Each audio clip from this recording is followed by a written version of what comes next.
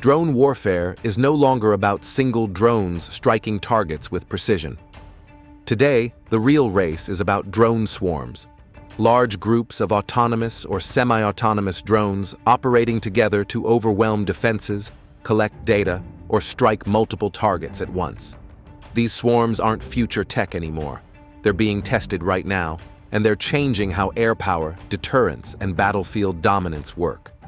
Russia, China, and the United States are each developing drone swarm programs, but their strategies differ significantly, shaped by their technological capabilities, military doctrines, and battlefield experiences. So, in today's video, we're breaking down 3 of the most advanced drone swarm programs currently in development and what they could mean for the future of warfare. Let's dive in.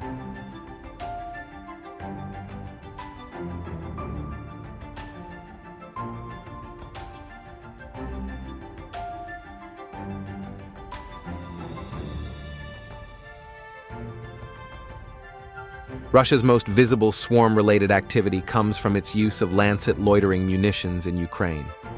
While the Lancet isn't a true swarm system, recent footage has shown multiple drones attacking separate components of a target, radars, vehicles, and command posts, in coordinated patterns. This suggests a shift toward swarm-style tactics even with simpler platforms. Russian defense firms such as the Kronstadt Group and Kalashnikov Concern have promoted AI-enabled swarm concepts involving dozens of drones launched from trucks or aircraft.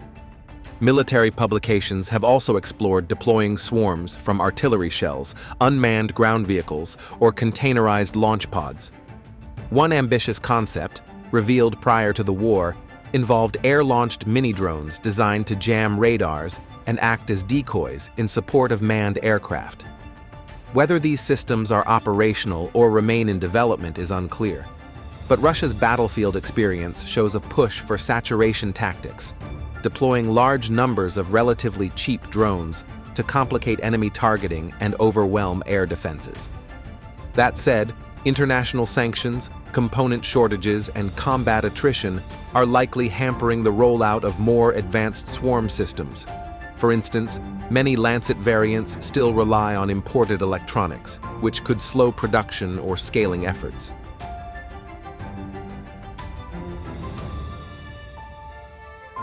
China has taken a more structured and experimental approach to swarm warfare. In 2020, Chinese state-linked researchers released footage of a drone mothership aircraft deploying over 100 small UAVs mid-flight. These drones coordinated their flight paths in real time, shared data, and adjusted behavior based on their surroundings. Military planners in Beijing view drone swarms as an ideal method for weakening Western air defense networks. The concept is simple. Send a massive wave of expendable drones to saturate radar coverage, identify weak points, and attack before defenders can respond.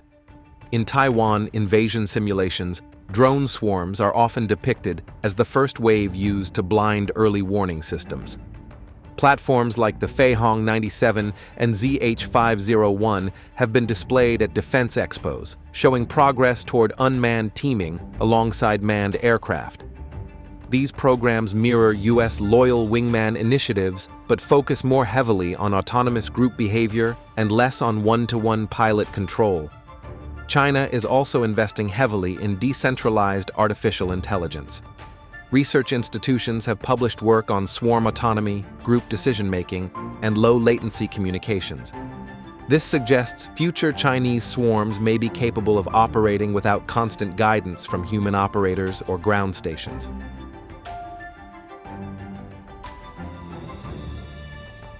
The U.S. military's drone swarm approach centers on high-performance platforms and tight integration with manned systems.